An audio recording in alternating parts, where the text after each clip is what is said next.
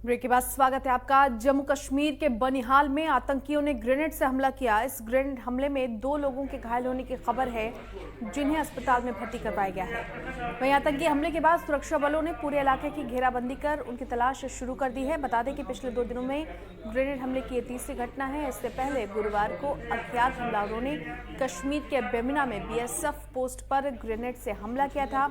हमले में किसी के हताहत होने की खबर नहीं है, जबकि 30 जुलाई को भी आतंकियों ने सीआरपीएफ के जवानों को निशाना बनाया और ग्रेनेड से हमला किया था। इस हमले में 4 जवान घायल हो गए थे। संवाददाता राजेंद्र दुबे हमारे साथ एक बार फिर से जुड़ गए हैं। राजेंद्र, विस्तार से घटनाक्रम की जानकारी दें। बनिहाल में आतंकी हमला हुआ है। देखिए इन्होंने बिल्कुल आपको बता दूं कि जो वहाँ पर जो एक ग्रेनेड से हमला जो है वो आतंकियों की तरफ से वहाँ पर किया गया, जिसमें से वहाँ पर जो 3 जो लोग हैं वो वहाँ फिलहाल वहाँ पर जो घायल हैं वहाँ पर हुए और उनको जो बनिहाल का जो पास में जो हॉस्पिटल है वहाँ पर लेके जाके उनका जो उपचार है वो वहाँ पर चल रहा है। वही पूरे इलाके में घेराबंदी कर ली गई है और पूरे इलाके में सर्च ऑपरेशन जो है वो वहाँ पर शुरू कर दिया गया है। जी राजेंद्र, इस हमले में तकरीबन कितने लोग घायल हुए हैं और फिलहाल उनकी अपडेट क्या है? देखिए उन्होंने बिल्कुल वहाँ पर अभी तक की जो खबर है वहाँ पर 3 जो लोग हैं वो वहाँ पर घायल बताया जा रहा है, जिसमें सिविलियन भी है और पुलिसकर्मी भी है। उनको जो हॉस्पिटल है वहाँ पर लेके जाया गया है और वहाँ पर उनका उपचार है वो वहाँ पर फिलहाल चल रहा है। पूरे इलाके में घेराबंदी जो है वो वहाँ पर कर ली गई है और वहाँ पर पूरे इलाके में जो वहाँ पर जो सर्च ऑपरेशन है वो वहाँ पर शुरू कर दिया गया है। जी राजेंद्र, चूंकि घाटी में लगातार सर्च ऑपरेशन जारी है, आतंकियों का खात्मा किया जा रहा है, यही वजह कि बौखलाहट में इस तरह के हमले किए जा रहे हैं आतंकियों की तरफ से? देखिए साफ तौर पे अगर पिछले कुछ दिनों की बात की जाए तो पाकिस्तान आतंकियों की तरफ की जो बौखलाहट है वो सामने यहाँ पर देखने को मिल रही है। वही पाकिस्तान की तरफ से जिस तरीके से ड्रोन के जो मामले हैं वो वहाँ पर सामने आ रहे हैं और कश्मीर के अंदर से जिस तरीके से उनकी बौखलाहट जो है वो सामने वहाँ पर आ रही है, वही उसी के चलते जो बाकी जवान है वो पाकिस्तान हो चाहे आतंकी हो उनको पूरी तरीके से वहाँ पर बौखलाहट को खत्म करने में पूरी तरीके से लगे हुए हैं। पाकिस्तान की तरफ से जिस तरीके से ड्रोन के मामले सामने आ रहे हैं तो ड्रोन का जितने कई जो ड्रोन है उनको वहाँ पर उनको खत्म किया गया है। वही पूरी तरीके से अगर कश्मीर की बात की जाए तो कश्मीर में कई जो आतंकी हैं उनको मार गिराने में जो सफलता है वो सुरक्षा बलों को वहां पर मिल रही है। तो साफ तौर से है कि कहीं ना कहीं जो बौखलाहट है तो वो वहां पर उनके सामने देखने को मिल रही है, परंतु भारतीय जवान पूरी तरीके से मुस्तैद होकर उनकी हर एक कोशिश को वहां पर विफल कर रहे हैं। चलिए, बहुत धन्यवाद राजेंद्र दुबे आपका इस तमाम जानकारी के लिए।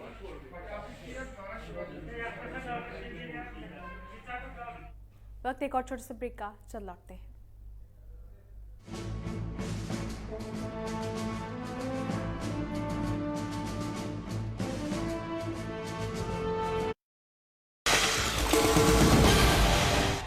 भारतीय रिजर्व बैंक ने उम्मीद के अनुरूप प्रमुख नीतिगत दर रेपो में कोई बदलाव नहीं किया और इसे रिकॉर्ड न्यूनतम स्तर पर बरकरार रखा। इसके साथ केंद्रीय बैंक ने अर्थव्यवस्था के अभी तक पूरी तरह से कोरोना संकट से नहीं उबर पाने के कारण मौद्रिक नीति के रुख को नरम बनाए रखने का भी फैसला किया। आरबीआई ने आर्थिक गतिविधियों में तेजी लाने और वृद्धि को गति देने के इरादे से कदम उठाया। रेपो दर वो दर है जिस पर वाणिज्यिक बैंक केंद्रीय बैंक से फौरी जरूरतों को पूरा करने के लिए अल्पकालीन कर्ज लेता है। ये लगातार 7वां मौका है जब रेपो दर के मामले में यथास्थिति बरकरार रखी गई है।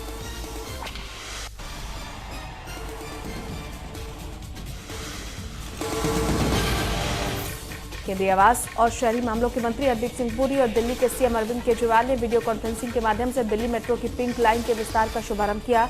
दिल्ली मेट्रो की पिंक लाइन के त्रिलोकपुरी, संजय झील और मयूर विहार पॉकेटपल से जोड़े जाने वाले इस खंड का शुभारंभ होने के बाद दिल्ली के 5 लाख लोगों को सीधा फायदा होगा। वहीं सीएम अरविंद केजरीवाल ने कहा कि वो दिल्ली के लोगों के लिए सरल और सस्ती परिवहन सेवा उपलब्ध कराने के लिए लगातार काम कर रहे हैं।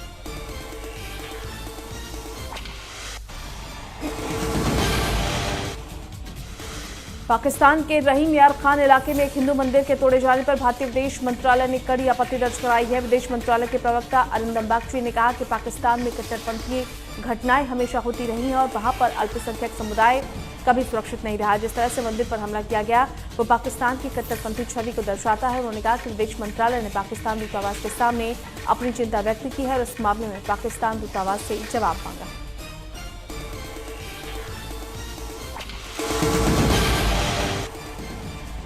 तमिलनाडु के कोयम्बटूर की महिला ईश्वरी देश की पहली ऐसी महिला बन गई हैं जो जेसीबी मशीन चलाने के प्रोफेशन से जुड़ गई हैं। ईश्वरी ने जेसीबी मशीन चलाने के लिए प्रशासन से सर्टिफिकेट हासिल कर लिया है और अब इस काम से जुड़ गई हैं। वो एक सरकारी कंस्ट्रक्शन कंपनी का हिस्सा होंगी और जेसीबी मशीन चलाएंगी। इसे लेकर ईश्वरी ने कहा कि वो काफी खुश हैं। महिलाओं को कई भी क्षेत्र में ऐसा नहीं जिसमें वो अछूती हैं, महिलाएं हर काम करने में सक्षम हैं।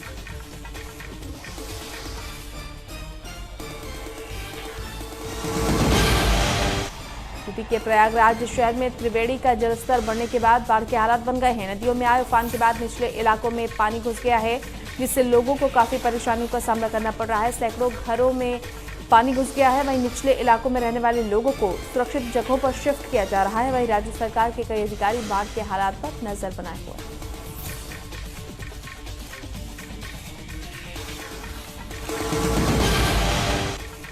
मुंबई में बीजेपी के कार्यकर्ताओं ने बड़ा विरोध प्रदर्शन किया और राज्य सरकार से लोकल ट्रेन सेवा को बहाल करने की मांग की।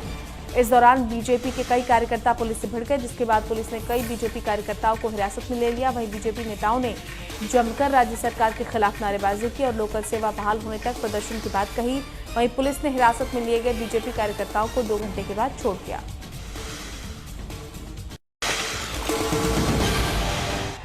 भारतीय रिजर्व बैंक ने उम्मीद के अनुरूप प्रमुख नीतिगत दर रेपो में कोई बदलाव नहीं किया और इसे रिकॉर्ड न्यूनतम स्तर पर बरकरार रखा। इसके साथ केंद्रीय बैंक ने अर्थव्यवस्था के अभी तक पूरी तरह से कोरोना संकट से नहीं उबर पाने के कारण मौद्रिक नीति के रुख को नरम बनाए रखने का भी फैसला किया। आरबीआई ने आर्थिक गतिविधियों में तेजी लाने और वृद्धि को गति देने के इरादे से कदम उठाया। रेपो दर वो दर है जिस पर वाणिज्यिक बैंक केंद्रीय बैंक से फौरी जरूरतों को पूरा करने के लिए अल्पकालीन कर्ज लेता है। ये लगातार 7वां मौका है जब रेपो दर के मामले में यथास्थिति बरकरार रखी गई है।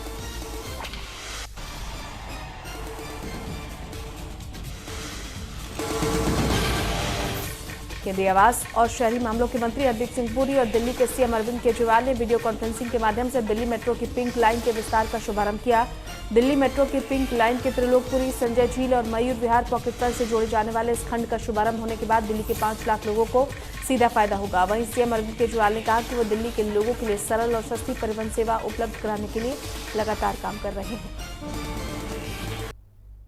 ब्रेक के बाद स्वागत है आपका। पंजाब के पूर्व डीजीपी सुमेध सैनी की कभी भी गिरफ्तारी हो सकती है। दरअसल मोहाली कोर्ट से सुमेध सैनी की जमानत अर्जी खारिज हो गई है। हालांकि पूर्व डीजीपी सुमेध सैनी अभी हाईकोर्ट का दरवाजा खटखटाएंगे। आपको बता दें कि कुछ दिन पहले चंडीगढ़ स्थित उनके आवास पर छापेमारी की गई है। हालांकि तब वो अपने आवास पर मौजूद नहीं थे।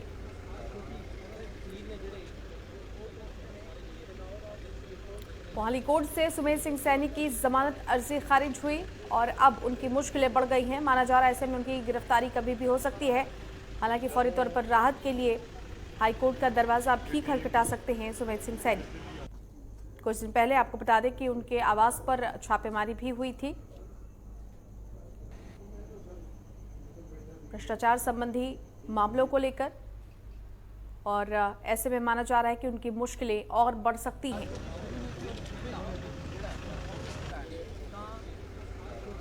हालांकि छापेमारी के वक्त वो अपने आवास पर मौजूद नहीं थे और कहा यह भी जा रहा है कि अब वो अपनी अग्रिम जमानत के लिए हाई कोर्ट का दरवाजा खटखटाएंगे, लेकिन इससे पहले उनकी जमानत याचिका को खारिज कर दिया गया और ऐसे में सुमेध सैनी पर गिरफ्तारी की तलवार लटक रही है।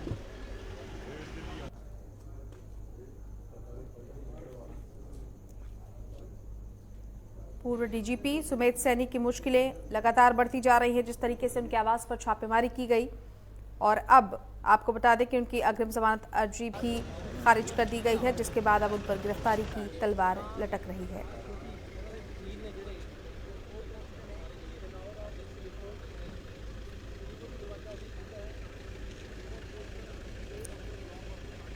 पंजाब के पूर्व डीजीपी रहे सुमेध सिंह सैनी, जिनके आवास पर कुछ दिनों पहले ही छापेमारी की भी कार्रवाई की गई थी। आय से अधिक संपत्ति के मामले में पंजाब के पूर्व डीजीपी सुमेध सिंह सैनी की गिरफ्तारी की तलवार अब उन पर लटक रही है।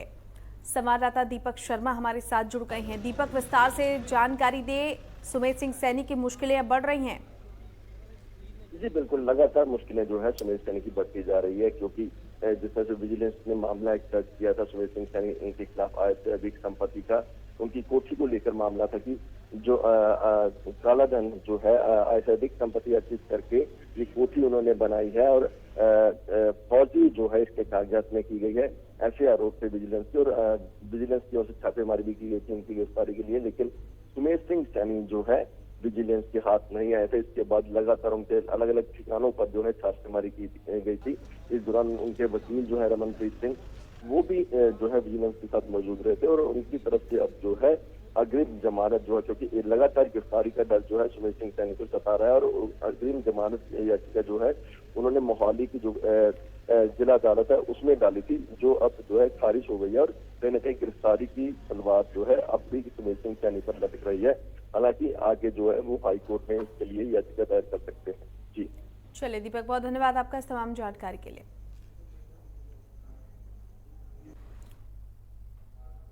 वक्त एक ब्रेक का, फौरन लौटते हैं।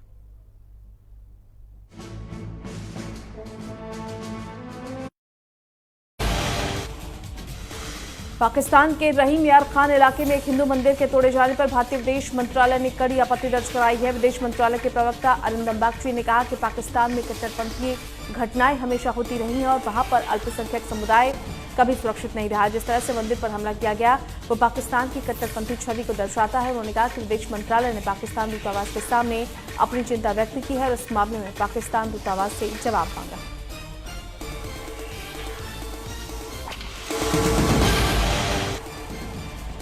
तमिलनाडु के कोयम्बटूर की महिला ईश्वरी देश की पहली ऐसी महिला बन गई हैं जो जेसीबी मशीन चलाने के प्रोफेशन से जुड़ गई हैं। ईश्वरी ने जेसीबी मशीन चलाने के लिए प्रशासन से सर्टिफिकेट हासिल कर लिया है और अब इस काम से जुड़ गई हैं। वो एक सरकारी कंस्ट्रक्शन कंपनी का हिस्सा होंगी और जेसीबी मशीन चलाएंगी। इसे लेकर ईश्वरी ने कहा कि वो काफी खुश हैं। महिलाओं को कई भी क्षेत्र में ऐसा नहीं जिसमें वो अछूती हैं। महिलाएं हर काम करने में सक्षम हैं।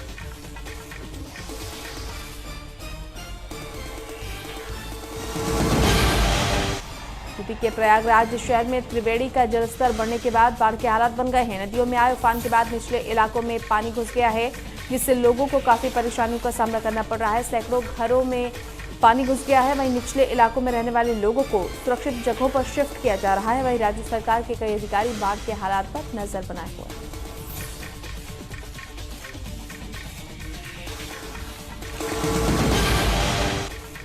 मुंबई में बीजेपी के कार्यकर्ताओं ने बड़ा विरोध प्रदर्शन किया और राज्य सरकार से लोकल ट्रेन सेवा को बहाल करने की मांग की। इस दौरान बीजेपी के कई कार्यकर्ता पुलिस से भिड़ गए, जिसके बाद पुलिस ने कई बीजेपी कार्यकर्ताओं को हिरासत में ले लिया। वहीं बीजेपी नेताओं ने जमकर राज्य सरकार के खिलाफ नारेबाजी की और लोकल सेवा बहाल होने तक प्रदर्शन की बात कही। वहीं पुलिस ने हिरासत में लिए गए बीजेपी कार्यकर्ताओं को 2 घंटे के बाद छोड़ दिया।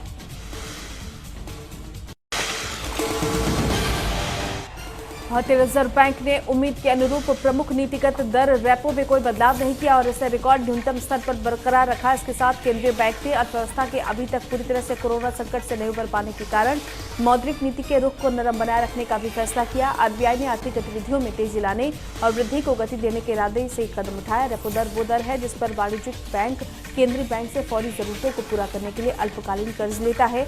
ये लगातार 7वां मौका है जब रेपो दर के मामले में यथास्थिति बरकरार रखी गई है।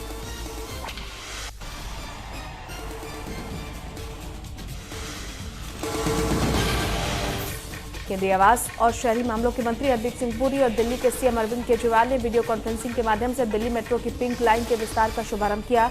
दिल्ली मेट्रो की पिंक लाइन के त्रिलोकपुरी, संजय झील और मयूर विहार पॉकेटपर से जोड़े जाने वाले इस खंड का शुभारंभ होने के बाद दिल्ली के 5 लाख लोगों को सीधा फायदा होगा। वहीं सीएम अरविंद केजरीवाल ने कहा कि वो दिल्ली के लोगों के लिए सरल और सस्ती परिवहन सेवा उपलब्ध कराने के लिए लगातार काम कर रहे हैं।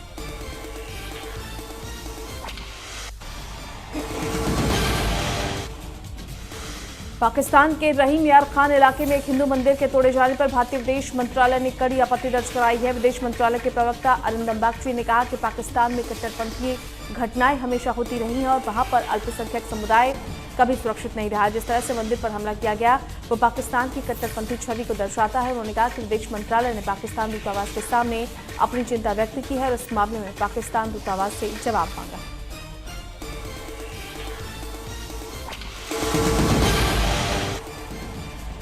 तमिलनाडु के कोयम्बटूर की महिला ईश्वरी देश की पहली ऐसी महिला बन गई हैं जो जेसीबी मशीन चलाने के प्रोफेशन से जुड़ गई हैं। ईश्वरी ने जेसीबी मशीन चलाने के लिए प्रशासन से सर्टिफिकेट हासिल कर लिया है और अब इस काम से जुड़ गई हैं। वो एक सरकारी कंस्ट्रक्शन कंपनी का हिस्सा होंगी और जेसीबी मशीन चलाएंगी।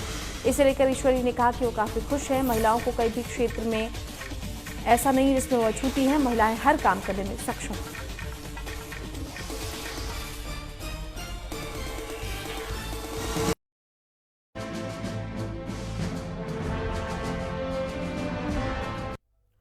ब्रेक के बाद एक बार फिर से आपका स्वागत है। आगे बढ़ते हैं। कृषि कानूनों के खिलाफ प्रदर्शन कर रहे किसानों के समर्थन में राहुल गांधी समेत 14 विपक्षी दलों के नेता जंतर मंतर पर पहुंचे, जिसे लेकर अब किसानों ने अपनी प्रतिक्रिया दी है। उन्होंने कहा कि हमने यहाँ किसी को नहीं बुलाया। किसानों ने कहा कि उन्होंने वोटर व्हिप जारी किया हुआ है, जिसका राहुल गांधी ने उल्लंघन किया है। ਅਸੀਂ ਕਿਸੇ ਨੂੰ ਸੱਦਦੇ ਨਹੀਂ, ਅਸੀਂ ਕਿਸੇ ਨੂੰ ਕੁਝ ਕਹਿੰਦੇ ਨਹੀਂ। ਉਹ ਆਏ ਸਾਡੀ ਇੱਥੇ ਸਾਡੀ ਪਾਰਲੀਮੈਂਟ ਦੀ ਵਿੱਚ ਵੀ ਦਰਸ਼ਕ ਗੈਲਰੀ ਆ, ਉਹਦੇ ਦਰਸ਼ਕ ਗੈਲਰੀ 'ਚ ਬੈਠੇ ਆ ਕੇ ਚਲੇ ਗਏ। ਤੋ ਇਹ ਸਾਰੀਆਂ ਪਾਰਟੀਆਂ ਨੂੰ ਅਸੀਂ ਤਾਂ ਜੋ ਅੱਜ ਦੇ ਹਾਲਾਤ ਨੇ ਉਹਦੇ ਮੁਤਾਬਕ ਬਰਾਬਰ ਰੱਖ ਕੇ ਅਸੀਂ ਆਪਣਾ ਕੰਮ ਕਰ ਰਹੇ ਹਾਂ। ਹੁਣ ਅੰਦੋਲਨ ਨੇ ਐਸੇ ਹਾਲਾਤ ਪੈਦਾ ਕਰ ਦਿੱਤੇ, ਕਿਸੇ ਨੂੰ ਆਪਣਾ ਭਵਿੱਖ ਜਿਹੜਾ ਉਹ ਨਜ਼ਰ ਨਹੀਂ ਆ ਰਿਹਾ, ਉਹ ਆਪਣੀ ਜ਼ਮੀਨ ਲੱਭਦੇ ਫਿਰਦੇ ਨੇ। वो बैठे हैं आके हमारी संसद की विजिटर गैलरी में बैठे हैं। उन्होंने हमारा संसद चलता देखा है, उन्होंने देखा है कि एक नो कॉन्फिडेंस मोशन जारी किया गया है, उस पर डिस्कशन हो रही है। तो this is what they are the citizens of India. बस इतना ही फ़र्क है कि उनको इलेक्शन हो गया है, वो संसद बन गए हैं, हम किसान हैं, यही फ़र्क। चलिए, इसी के साथ बुलेटिन में फिलहाल इतना ही, लेकिन देश और दुनिया की बड़ी खबरों के लिए बने रहिए एमएच1 प्राइम के साथ। नमस्कार।